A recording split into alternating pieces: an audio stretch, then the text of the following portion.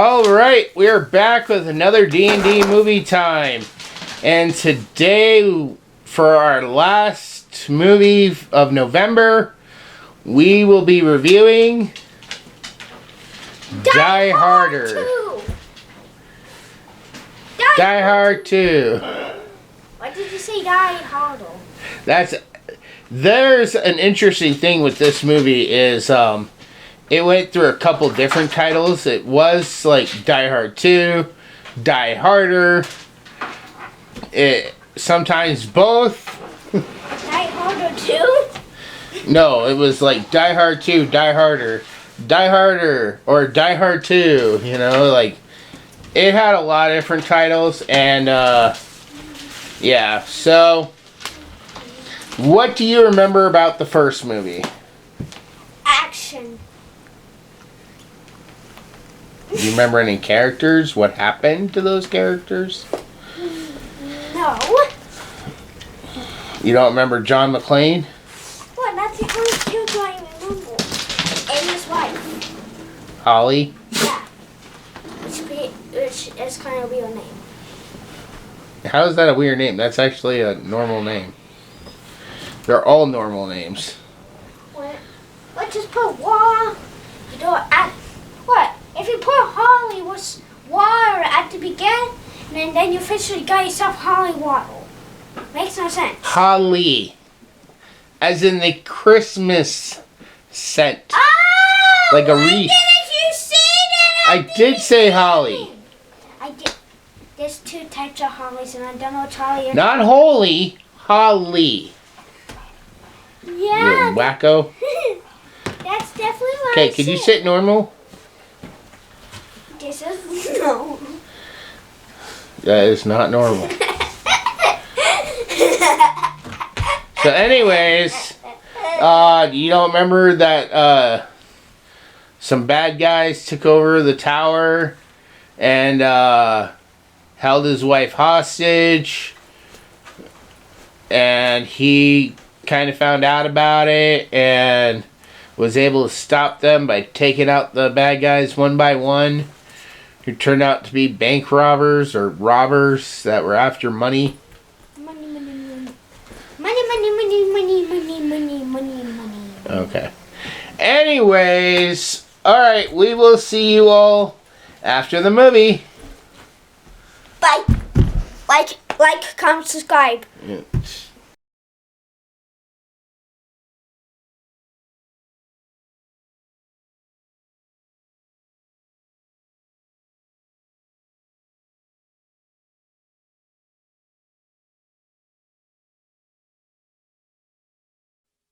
Listen, honey, when you land, can we check into a hotel or leave the kids with your parents? Order some room service? You're on, Lieutenant.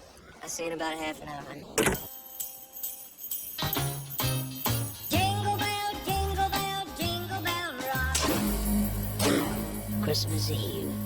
There a cop on duty around here? Airport police. Go get him. Jingle bells swing and jingle bells ring. Washington, D.C. International Airport. What's this about? Oh, just a feeling I have. Ouch. When you get those feelings, insurance companies start to go bankrupt. The tower's lost control. Instrument landing system is down. Backup system full of. We've got blizzard conditions. Zero visibility. Attention all control rooms. We have a code red alert. There's panic in the air. Professional mercenary. You got the world's biggest drug dealer on his way here now. What do you need, a slide rule to figure this out? You get the hell out of my office before I throw you out of my damn airport. And terror on the ground. Who is this? Who I am is unimportant. What I want is very important. Well, we are just up to our neck in terrorists again, John. But for police officer John McClane, I'm right. it's just another Christmas. You're the wrong guy in the wrong place at the wrong time.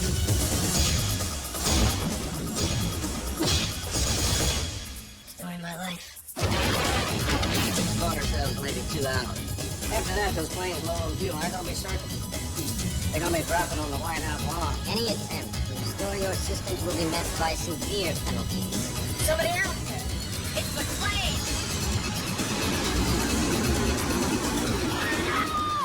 Why explain? You're gonna allow fewer than 90 minutes. What are you gonna do? Whatever I can. Last time. It threw you through the back wall of the theater. That cowboy rides you rough? I don't like the flying. What are you doing here? I don't like the moves either. This time, it'll blow you sky high. Is what you expected? No. This is just the beginning. On July 4th, Die Harder. Bruce Willis. Die Hard 2.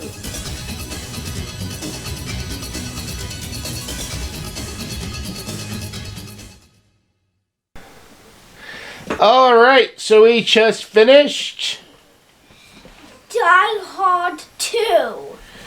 So this movie brings back John McClane, Of course, who is in Washington, D.C., He's literally the main character of the franchise. visiting his in-laws for Christmas.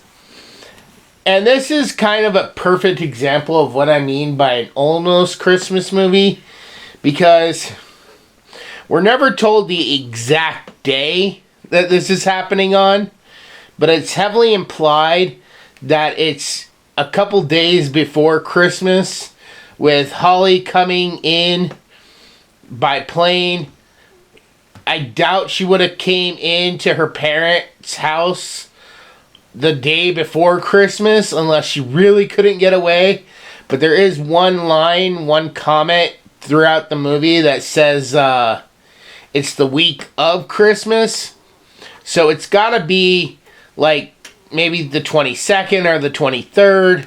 John already went there a couple days before with the kids, dropped the kids off at her parents' house, and is now waiting for Holly at the airport when some bad guys come in and they basically end up taking over the control tower. Not at the control tower, but a remote location, and they lock the control tower out so it can't communicate with the planes. And there's a lot of planes that are supposed to be landing, but because they basically shut the airport off, now the planes can't land, and they can only circle the airport in the sky, waiting to be landed. And that's when John McClane comes into the picture and realizes what's going on and starts trying to take these terrorists down. And the terrorists, they're kind of there waiting for a drug dealer lord to break him out. So this movie kind of reminded me a little bit of Air Force One. Even though, like, it all mostly takes place on the ground, but with the planes and stuff, and the, general military leader. So basically, like the movie A Talking Dead, but in the ground. Yeah, but still with airports or airplanes and stuff. So,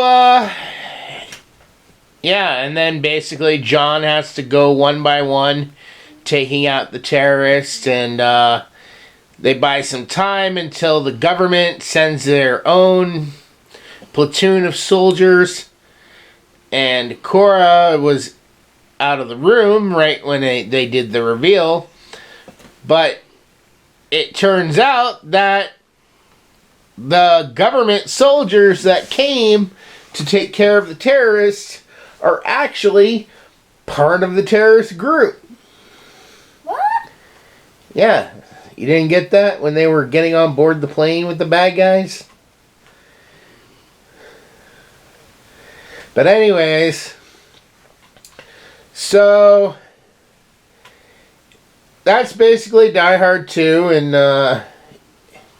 like I said, this is a perfect description of like what I mean by an almost Christmas movie, because like me and Cora were talking when we talked about Nightmare Before Christmas and whether it's a Halloween movie or a Christmas movie. Well, most Christmas movies end on Christmas Day, Normally you get that scene of the family around the tree opening presents or having their Christmas dinner, but it usually ends on Christmas Day. And this one, we don't know what day it is. We just know it's the week of Christmas. Now there is a line at the end where the cop says, "What the hell, it's Christmas?" But he could just be talking about the season. Because, like I said, if it was Christmas Eve, I feel like more people would have said that. And I don't think Holly would show up just for that one day. So, we did get a few returning characters other than John McClane. We got Holly returning. Who else came back in this one, Cora? Cowell. Al Powell? No, Cowell. He just had a short little cameo though, right? His name is Cowell. Cowell Winslow. But he just had a really short cameo, right? Yeah, like only saw him for a little bit part of it. And did we get any other return characters from the first movie? Yeah. Who? I forgot their name. Thornburg? Yeah, Thornburg. The guy from Ghostbusters? The reporter from the first movie? You know that poor guy? He got... So, after doing Ghostbusters and these movies, people would, like, throw things at him in real life and spit on him and stuff and just treat him real badly because of his characters in those movies. Yeah, that's completely rude of them. He worked very hard to act like those characters.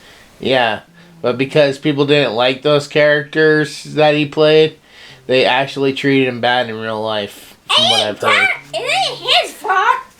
It's the people who decided to make the movie. They want him as that character. Yeah.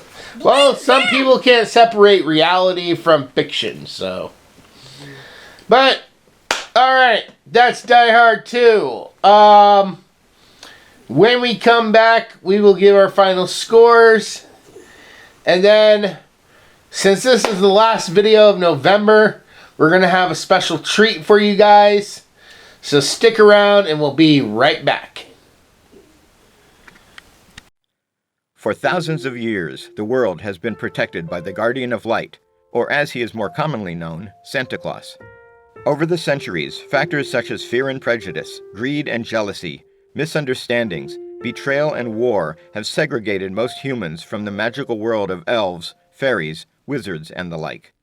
This has resulted in many misconceptions and generalizations of the true nature of Santa and his world. This 6-book series by Sean Connaughton begins as the current of a long series of Guardians is murdered by a group of monstrous enemies recently escaped from an enchanted South Pole prison. These creatures are loyal to the darkness, an evil force determined to exterminate the light in order to enslave all creatures of the world. Shane Connor, an average young man, suddenly finds himself being trained as the new Guardian. As he adapts to his new life among fantastic creatures, he goes on an adventurous quest with a legendary wizard for the ultimate weapon to use against the darkness, and faces murderous enemies like Rasputin, Morgana Le Fay, Krampus, and many more. Along with his best friend Joe Gomez, Shane encounters politics, history, mysterious murders, new loves, his own hidden past, and racial dynamics among the fantasy races that turn out to be all too real. Their adventures reveal the true nature of the world and challenge the current state of how all races interact.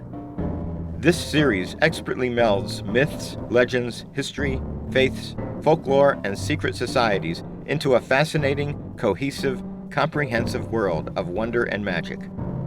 From Atlantis to Olympus, from Hades to the moon, and from broomstick races to Christmas deadlines, join the new Santa Claus on his amazing journey.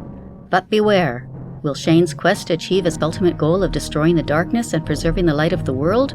Or is he actually playing right into a plot by dark forces that will result in his, and our, ultimate doom? So make your list and check it twice for the Guardian of Light book series. Download your audiobook or ebook today from Audible, Amazon, or iTunes.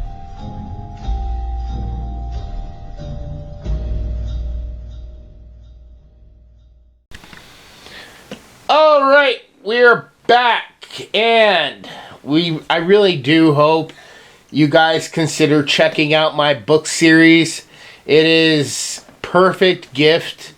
I know I've said this in the past. It makes a perfect gift for any reader on your Christmas list that likes to read fantasy books. And it is available in ebook, audiobook, and paperback. But enough of plugging my book. Now let's move on to Cora's final score of this movie. What would you give Die Hard 2? A 10 out of 10. It's a pretty good movie. And, yeah, pretty good movie. I'm going to, yeah, you can go now. Did you have a favorite character in this one? You know who it is. No, I don't. You're not talking to me. You're talking to the viewers. The main character. John McClane still? Yeah, come on. He says one of my favorite lines. Yeah. Did you have a favorite scene?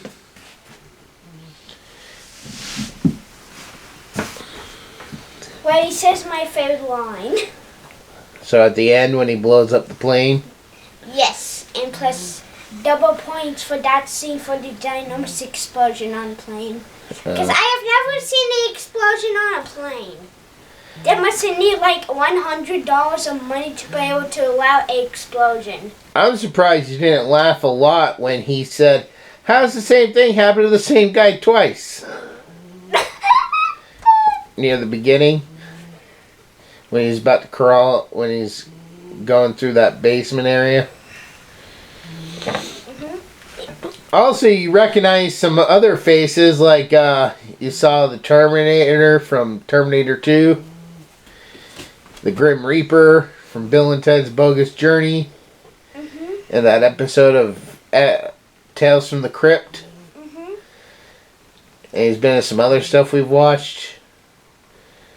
I'm trying to think if there's anything else.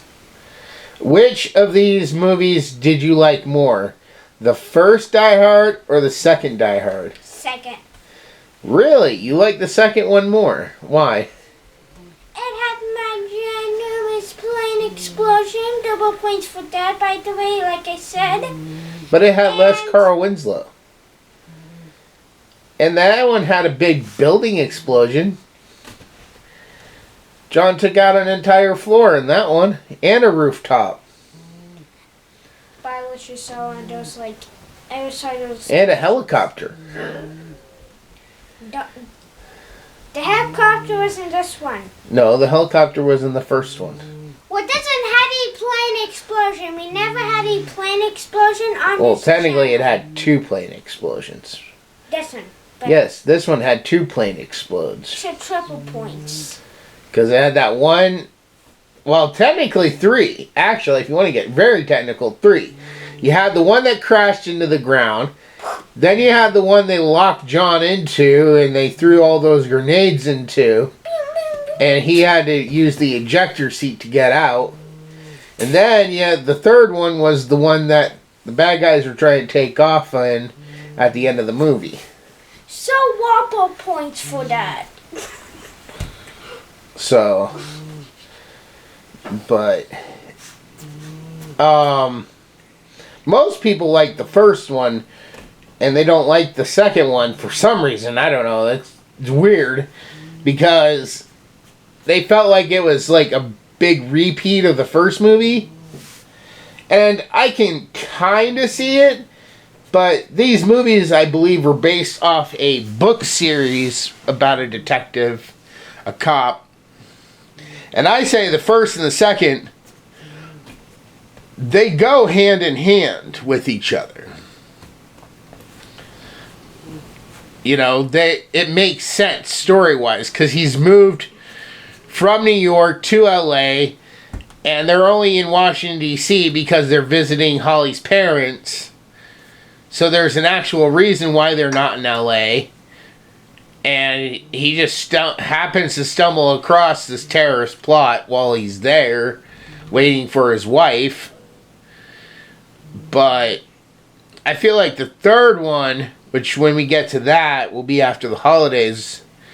I feel like, you know, the third one was a little forced. I still like the third one because of who all's in it, but I think the first one go kind of hand in hand. That's like, when I watch one of these for almost Christmas time, the end of November, I like to watch both because they're both perfectly good together. Unlike Lethal Weapon, where Lethal Weapon, only the first movie took place around Christmas time. So, alright, well, if that's all you got for yours, moving on to my score. On a scale of 1 to 10, I would give this a 10 out of 10 as well. Like I said, I really enjoyed this. I always like watching these. I did kind of figure out the first time I watched it, I kind of figured out the twist ending right before it actually happened. I knew that the good guys were actually technically working for the bad guys, because I noticed that the clips they were using had colored tape on them, and the bad guys had switched from red clips to blue clips, which is the same that the good guys had. And I'm like, there's something about that. I think they're working with the bad guys. And sure enough, I was right when I first saw this for the first time. Were you a kid?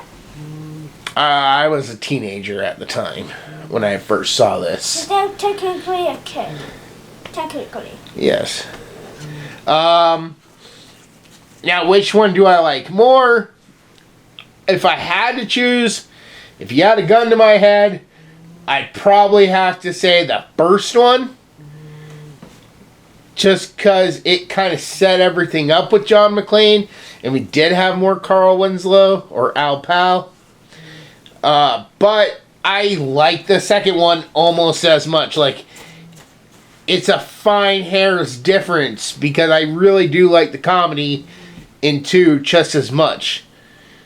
You know, so, I mean, it's very close for me. Of course, we didn't have as much of Holly in the second one. We didn't have as much of Thornburg. But, you know, this, when people ever ask me, you know, like, why don't they say anything? Why are they keeping things secret? Like, you've asked me that in some movies. Like, why don't they tell people about this stuff that's going on? Well, what Thornburg did on the plane reporting about the terrorists, that's a really great example of why they don't say anything. Because did you see all the mass chaos of people trying to exit the airport once that news report went on? That's why. Because people are going to freak out when stuff like that is reported. If you are at the location where something's going on, and they don't stop to think, you know, maybe we should do things in an orderly fashion. They freak out and they run. So, but alright, that is going to wrap up November. Now, we're getting ready to jump into December, and we got a lot of great content coming for you. We're still going to do Christmas movies, but we're going to start something new this year, and we're going to fit in a special franchise that released every movie during December. It's a trilogy that every December for 3 years straight, we got a new movie. And I'm really excited to start this with Cora. So, the movie franchise I'm talking about is going to be The Hobbit. And she's going to be watching the extended editions. So, we'll probably have one of those a week, plus some Christmas movies. And then I'm kind of thinking of a special Christmas thing for next year. I'm thinking about doing a ton of mini reviews. So, I don't know how many reviews we're going to put out this year for December. But we're going to have the Hobbit trilogy, and then we're going to have regular Christmas reviews on Mondays. The Hobbit ones will be on Fridays, and we might spot in some extras on Wednesdays. So definitely make sure the notification bell is active so you can know as soon as a new video goes up. And there might be lots of treats. And speaking of treats, we're going to go ahead and have a special treat to go in and kick off this holiday season with you guys.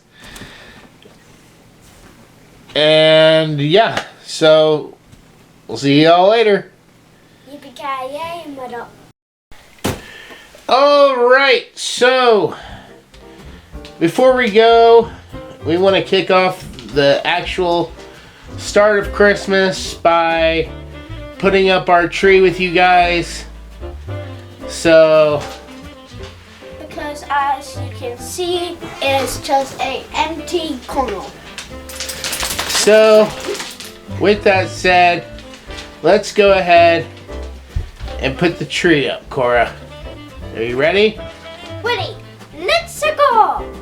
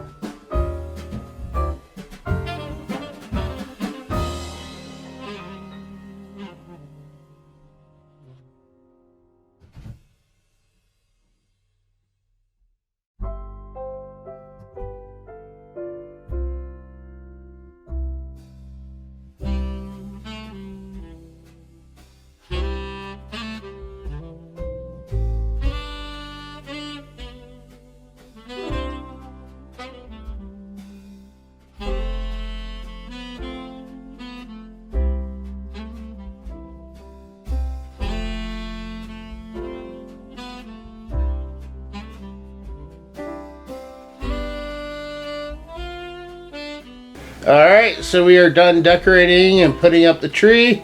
And now Cora will give you a tour of our tree. If I can see the camera. Yep. Start at the bottom. Of course we decorated. This is the bottom. We didn't add train because we didn't want it to fall on the carpet as it did last year. Well, not last year, but the year that we put it up, train. But this is what we did with the train. My dad let me use my Legos, which I got. Made a little train station. It's called the pig station. It's called the pig mess. If I can get the camera and see, there's a little pig. Start at the bottom, show them the decorations one by one. If they mean something to us, tell them what it means. Goofy. This is Goofy from Mickey Mouse. Almost everybody in the entire world, except babies, of course, have seen this show. This is my first birthday. First Christmas, birthday. I meant to say birthday. Don't take it off. Don't take them off. Hold the camera and show it. This is my first Christmas. Has all stuff. Right in. Has stuff inside, as you can see. Pull back a little. Move on to the next one. Like your picture. You don't have to yell at me! Well, I keep telling you, move back. This is something that I made at school. Not just a snowman on wood. Also has a picture of me. You yank that one off too. You have to touch.